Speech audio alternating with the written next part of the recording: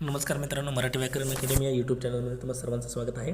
आज आपण या ठिकाणी CTT पेपर 2 आणि ज्यांनी प्रथम भाषा हिंदी त्या ठिकाणी निवडली होती किंवा द्वितीय भाषा जर हिंदी निवडली असेल तर असे दोन्ही पेपर आपण या व्हिडिओच्या माध्यमातून आपण बघणार आहोत. तर यामध्ये टोटल त्या ठिकाणी 60 प्रश्न आहे या व्हिडिओमध्ये.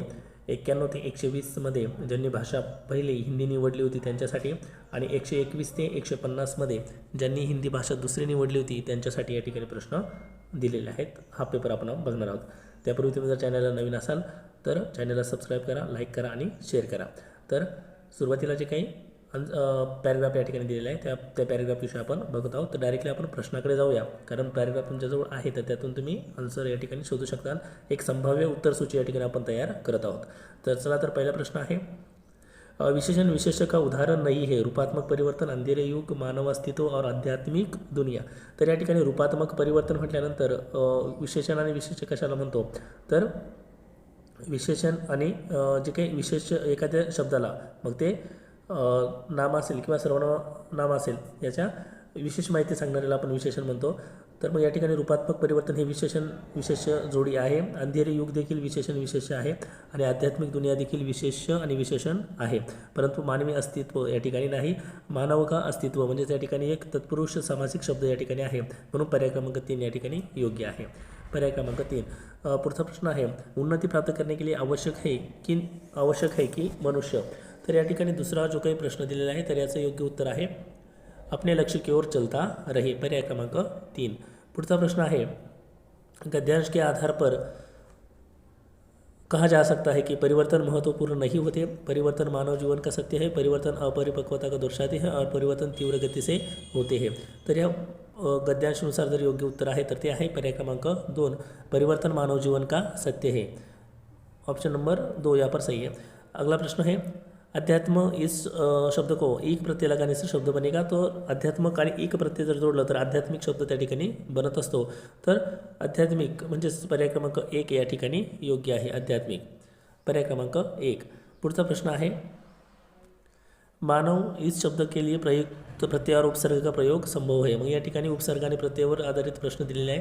प्रत्यय और उपसर्ग दोनों यदि आप उसे जोड़ेंगे तो मानवीय और पहला प्रत्यय जोड़ना है तो मानव प्लस ईय यहाँ पर आता है, मानव और ईय जोड़ना है उसे तो शब्द बन जाता है मानवीय. और दूसरा है अमानवीय. उपसर्ग यदि जोड़ना है तो मानव से पहले अ को जोड़ना है, क्योंकि उपसर्ग शब्द के मूल शब्द के पहले आता है और प्रत्यय बाद में आता है. तो सही ऑप्शन है उसका ऑप्शन नंबर 1. ये और अ ये जो है वो मानवीय प्रत्यय तथा उपसर्ग को सही संभव वापर होता है. Option number 1. अगला प्रश्न है, मानव के कौन से 3 पक्ष हैं. तो या ठिकाणी या पर्यायातून आपल्याला उत्तर शोधायचं आहे. तर पर्याय क्रमांक 4 या ठिकाणी योग्य आहे. भौतिक, मानसिक आणि आध्यात्मिक त्या ठिकाणी याचं योग्य उत्तर आहे.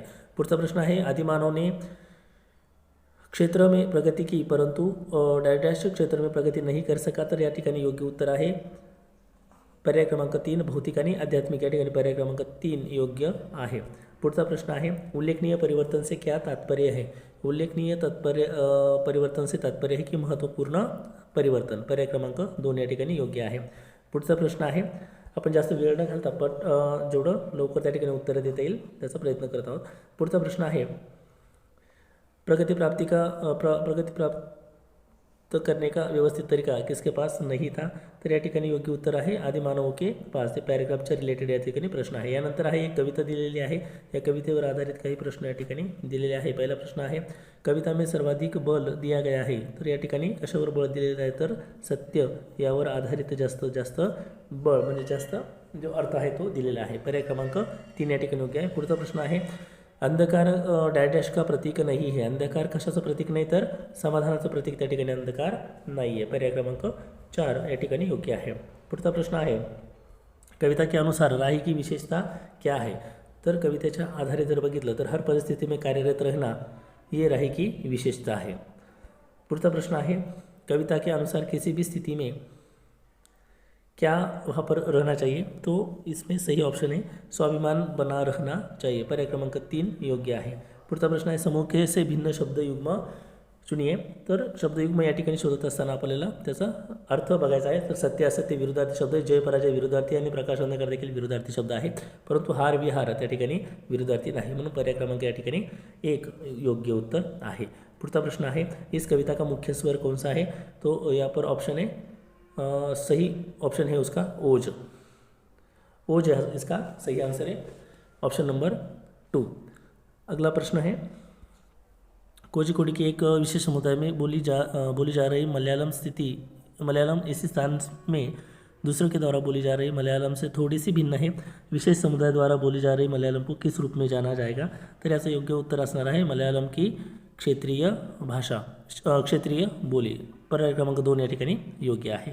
पुढचा प्रश्न आहे, नीचे दिया गया अधिगम कार्य शिक्षार्थियों को भिन्न भिन्न समूहों में करने के लिए दिया गया है. पता लगाइए कि इस शब्द संपदा के अधिगम की इस गतिविधि को किस रूप में जाना जाएगा? परिवार, संबंध और भावनाएं, 3 गोष्टी या ठिकाणी आपल्याला बघायच्या आहे. तर याचं योग्य उत्तर असणार आहे थीम आधारित शब्दावली. पर्याय क्रमांक 1 या ठिकाणी योग्य आहे, थीम आधारित शब्दावली. पुढचा प्रश्न आहे, वह भाषा क्या है जिसका प्रयोग हम दिन प्रतिदिन के लिए आमने सामने की अंतरक्रिया के लिए करते हैं?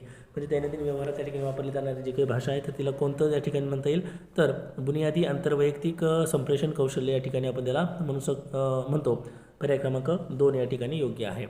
पुढचा प्रश्न आहे, मिडिल स्तर पर अध्यापन करने वाले अध्यापक एक पाठ्य सामग्री छोटी कहानी पठन के लिए देती है और कहती है कि सत्ता एवं न्याय के दृष्टिकोण से इस पाठ्य सामग्री में अर्थ व विचारों पर चर्चा करो. अध्यापक अपने शिक्षार्थियों में किसके विकास करने की चेष्टा कर रही है? तर या ठिकाणी योग्य उत्तर असणार आहे समालोचनात्मक भाषा का विकास, म्हणजे ॲनालिसिस या ठिकाणी केली जाते. पुढचा प्रश्न आहे, व्याकरण के शिक्षण अधिगम के प्रक्रियात्मक ज्ञान क्या है? तर या ठिकाणी याचं योग्य उत्तर आहे पर्याय क्रमांक 1, यह जानना कि व्याकरणिक प्रश्न तत्वों को कैसे किया जाए. प्रश्न क्रमांक 1 या ठिकाणी योग्य आहे. पुढचा प्रश्न आहे 111 क्रमांकाचा. या ठिकाणी माझ्याकडची प्रश्नपत्रिका आहे तर त्यामध्ये एम सेट आहे. तुमचा जो कोणताही सेट असेल फक्त प्रश्नाचा क्रमांक या ठिकाणी वेगळा असणार आहे. तर कक्षा 7 की अध्यापिका जोड़ियाँ कार्य करने वाली गतिविधि करवा रही है जिसमें सभी जोड़ियों को पेयर्स को 10 वाक्यों की कहानी पर काम करने के लिए देती है. पहले जोड़ीदार पहला वाक्य पढ़ती है और दूसरी जोड़ीदार उस वाक्य को लिखती है. अब दूसरी जोड़ीदार उस वाक्य को पढ़ती है और पहली जोड़ीदार उस वाक्य को लिखती है. इस तरह से दोनों जोड़ीदार कहानी पूरी करती है. बाद में वे मूल कहानी में अपने लिखे हुए की तुलना करते हैं और इस गतिविधि को क्या कहेंगे? तो इसे वहाँ पर पहला जो है वो पारस्परिक श्रुतलेखन वहाँ पर कहेंगे. ऑप्शन नंबर 4 यहाँ पर सही हो सकता है, पारस्परिक श्रुतलेखन. अगला सवाल है, निम्नलिखित में से कौन सा संकेत भाषा के बारे में सही नहीं है यह पूछा गया है. तो इसमें ऑप्शन नंबर 3 यहाँ पर सही है. मातृभाषा, घर की भाषा, हिंदी प्रथम भाषा के 112 नंबर का क्वेश्चन चल रहा है. निम्नलिखित में से कौन सा संकेत भाषा के बारे में सही नहीं है? तो ऑप्शन नंबर 3 है, संकेत भाषा की व्याकरण नहीं होती. ये सही नहीं है क्योंकि संकेत की भी एक व्याकरण, एक स्थिति, एक व्याकरण मतलब एक स्थिति वहाँ पर होती है, एक प्रोसेस होती है. उसी तरह से वो संकेत भी करना पड़ता है ताकि सामने वाला जो व्यक्ति उसे समझ सके. तो ये सेंटेंस यहाँ पर गलत है या भाषा के बारे में ये सही नहीं है. अगला सवाल है, त्रिभाषा सूत्र के बारे में कौन सा कथन सही है? त्रिभाषा के बारे में कौन सा कथन सही है? तो यहाँ पे पहला आंसर यहाँ पर सही है. पहला ऑप्शन, मातृभाषा, घर की भाषा, क्षेत्रीय भाषा प्रथम भाषा के रूप में होती है. पर्याय क्रमांक 1 या ठिकाणी योग्य आहे. पुढचा प्रश्न आहे, उपचारात्मक शिक्षण किसके लिए है? उपचारात्मक शिक्षण किसके लिए है? त्याचं योग्य उत्तर आहे उन शिक्षार्थियों और अध्यापकों के लिए जिन्हें अपने शिक्षण अधिगम युक्तियों को समझने और बदलने के सुधार लाने की जरूरत है. पर्याय क्रमांक 3 या ठिकाणी योग्य असणार आहे. यानंतर पुढचा प्रश्न आहे, शिक्षण की वह विधि जिसमें अध्यापक और 4 विद्यार्थियों विभिन्न भूमिकाओं के साथ एक सहयोगात्मक अधिगम समूह का गठन करते हैं और विषय वस्तु का संवाद किया जाता है जिससे समीपस्थ विकास का क्षेत्र सृजित होता है और परिणामतः पठन बोध में सुधार होता है. इस विधि को क्या कहेंगे? तर याचं योग्य उत्तर असणार आहे पर्याय क्रमांक 3, संरचनात्मक उपागम. पुढचा प्रश्न आहे, एक भाषा अध्यापक अंग्रेजी में कहानी सुनाती है और शिक्षार्थियों से कहती है कि उन्हें जो भाषा आती है उस भाषा में यह कहानी सुनाए. फिर कक्षा की सामान्य भाषा में यह कहानी सुनाए. इस शिक्षण शास्त्रीय युक्ति को किस रूप में जाना जाता है? तर याचं योग्य उत्तर असणार आहे बहुभाषा शिक्षण. पर्याय क्रमांक 3 या ठिकाणी योग्य आहे. पुढचा प्रश्न आहे, एक शिक्षार्थी किसी विशिष्ट जानकारी प्राप्त करने के लिए समाचार पत्र समाचार पढ़ती है, इस पठन को क्या कहेंगे? तर या ठिकाणी योग्य उत्तर आहे की बारीकीशी पठन. विशिष्ट माहिती जर आपल्याला घ्यायची असली तर त्याला जास्तीत जास्त लक्ष देऊन त्या ठिकाणी वाचावं लागतं, त्याला बारीकीशी पठन या ठिकाणी ऑप्शन असणार आहे. पर्याय क्रमांक 3. पुढचा प्रश्न आहे, अंतर्भाषिक पहचान क्या है? तर याचं योग्य उत्तर आहे पर्याय क्रमांक 4, शिक्षार्थी की यह समझ की विभिन्न भाषाओं को अधिगम विभिन्न विभाग योग्यताओं का आधार सम आश्वासन है. पर्याय क्रमांक 4 या ठिकाणी योग्य आहे. 119 नंबरचा प्रश्नाचं उत्तर आहे की प्रश्न आहे, कक्षा 6 की विद्यार्थी श्रेया अपने पिता के स्थानांतरण के कारण पंजाब के जालंधर में तमिलनाडु से मदुरई जाती है. वह मातृभाषा के कारण पंजाबी जानती है और विद्यालय में द्वितीय भाषा के रूप में अंग्रेजी भी जानती है. उसने अपने पड़ोसियों की मदद से तमिल बोलना और पढ़ना सीख लिया है. उसके द्वारा जानी गई भाषाओं के संदर्भ में कौन सा कथन सही है? 119 नंबरचा प्रश्न आहे. याचं योग्य उत्तर असणार आहे पर्याय क्रमांक 1, पंजाबी और तमिल अर्जन भाषा है और अंग्रेजी उसके अधिगम के अंतर्गत आएगी. पर्याय क्रमांक 1 या ठिकाणी योग्य आहे. पुढचा प्रश्न आहे, निम्नलिखित में से कौन सा विस्तृत पठन का उद्देश्य नहीं है? निम्नलिखित में से कौन सा विस्तृत पठन का उद्देश्य नहीं है? तर याचं योग्य उत्तर असणार आहे पर्याय क्रमांक 2, बहिर्वेशन के लिए पठन. पर्याय क्रमांक 2 या ठिकाणी योग्य आहे. तर ज्यांनी हिंदी पेपर 1 निवडला होता त्यांच्यासाठी हे आपण 120 जे काही क्रमांकापर्यंत जे काही प्रश्न होते 30 ते बघितले आहे. तर आता ज्यांनी हिंदी भाषा द्वितीय निवडली आहे, पेपर 2 हिंदी आणि दुसरी भाषा ज्यांनी हिंदी निवडलेली आहे त्यांच्यासाठी या ठिकाणी हे प्रश्न 121 ते 150 या ठिकाणी प्रश्न दिलेले आहे. सुरुवातीला एक पॅरेग्राफ आहे आणि त्या पॅरेग्राफ आपण न वाचता डायरेक्टली प्रश्नाकडे जाणार आहोत. गद्यांश के आधार पर कहा जा सकता है कि AI ऐसे होनी चाहिए जो AI म्हणजेच काय तर आर्टिफिशियल इंटेलिजन्स कशा प्रकारे पाहिजे त्यावर आपल्याला पॅरेग्राफ दिलेला आहे. तर पर्याय क्रमांक 2 या ठिकाणी योग्य आहे. मानवीय गुणों का संस्कार दे. पर्याय क्रमांक 2 या ठिकाणी योग्य आहे. पुढचा प्रश्न आहे, व्याकरणवर आधारित समूह शब्द से भिन्न कौन सा शब्द भिन्न है? पढ़ाई लिखाई या ठिकाणी रात दिन, कंकड़ पत्थर, चाय वाय. तर या ठिकाणी सर्व रात दिन म्हणजेच विरुद्धार्थी दिलेले, कंकड़ पत्थर समानार्थी आहे आणि पढ़ाई लिखाई देखील 1-2 क्रिया असे शब्द दिले, परंतु चाय वाय जे आहे तर ते सार्थक आणि निरर्थक असे शब्द दिलेले आहे. चाय म्हणजेच काय तर सार्थक शब्द आहे आणि वाय जे आहे तर ते निरर्थक शब्द या ठिकाणी मानला जातो. मग या प्रकारचं त्या ठिकाणी उत्तर पर्याय क्रमांक 4 याचं असणार आहे, चाय आणि वाय. पर्याय क्रमांक 4. पुढचा प्रश्न आहे, मानवीय शब्द में प्रत्यय है. मानवीय शब्दामध्ये प्रत्यय कोणता आहे तर प्रत्यय आहे पर्याय क्रमांक 3 य हे प्रत्यय या ठिकाणी जोडलेलं आहे. पुढचा प्रश्न आहे, AI शारीरिक श्रम से जुड़े कार्यों पर संभवतः सबसे कम प्रभाव डाले, इसमें कौन सा कार्य प्रभावित नहीं होगा? तर कमीत कमी त्या ठिकाणी प्रभाव असणार आहे तर चिकित्सामध्ये गरजेचं आहे, शिक्षणामध्ये देखील गरजेचं आहे, आविष्कार देखील गरजेचा आहे आणि खेतीबाडी या ठिकाणी ऑप्शन असणार आहे. शेतीसाठी देखील AIचा जे काय उपयोग आहे तर तो होणार आहे, परंतु कमी प्रमाणात. पण आपल्याला अधिक प्रभावित त्या ठिकाणी दाखवायचा म्हणून पर्याय क्रमांक 3 या ठिकाणी योग्य असणार आहे. पुढचा प्रश्न आहे, AI को जन्म देने वाला कारक कौन सा है? आर्टिफिशियल इंटेलिजन्स जे आहे तर त्याला जन्म देणारे काय तर आवश्यकता, तकनीक, सभ्यता आणि मानव. तर याचं योग्य उत्तर असणार आहे मानव. पर्याय क्रमांक 4.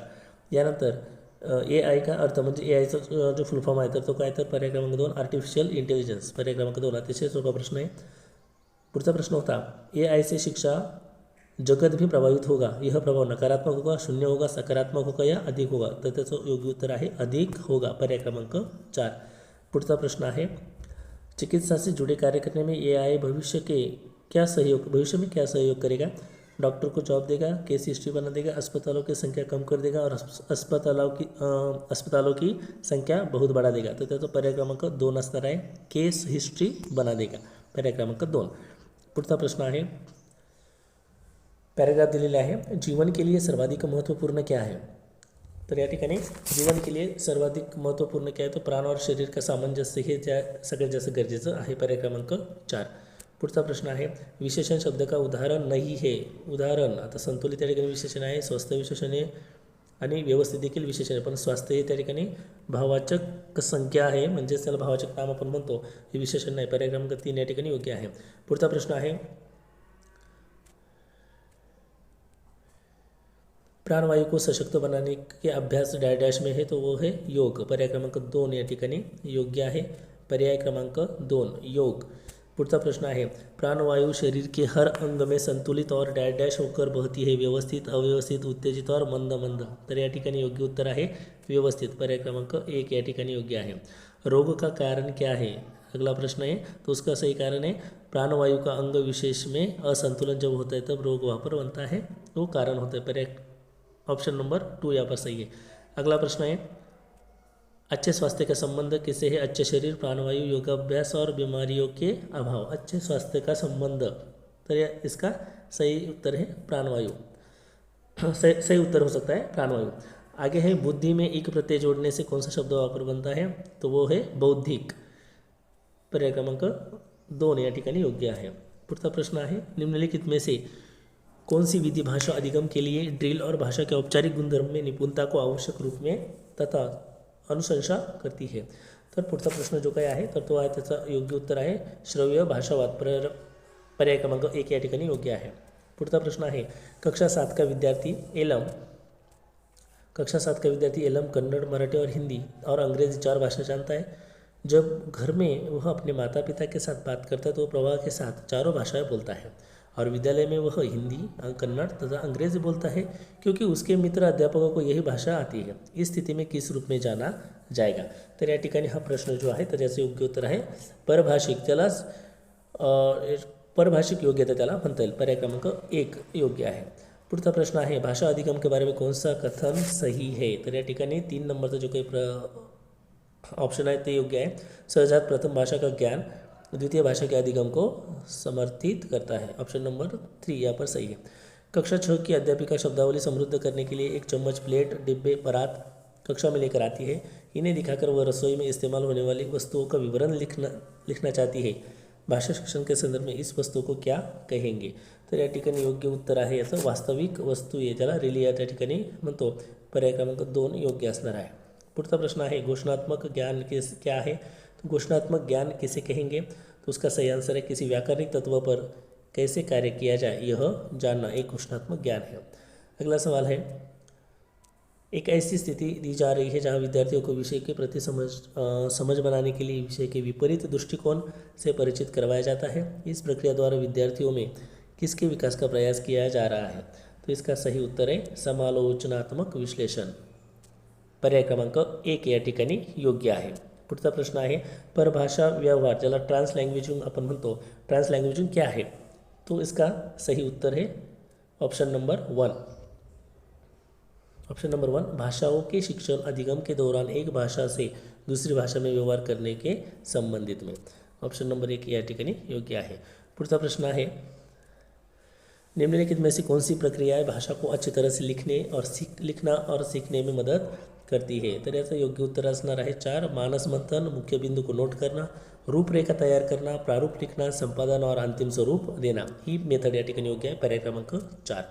पुढचा प्रश्न आहे, सामाजिक विज्ञान की कक्षा में शिक्षार्थी कक्षा में दिए जा रहे वक्तव्य से मुख्य बिंदु समझने की कोशिश कर रहे हैं और मुख्य बिंदु लिख रहे हैं. इस कौशल को क्या कहेंगे. तर याचं योग्य उत्तर असणार आहे पर्याय क्रमांक 4 असणार आहे संज्ञानात्मक कौशल्य.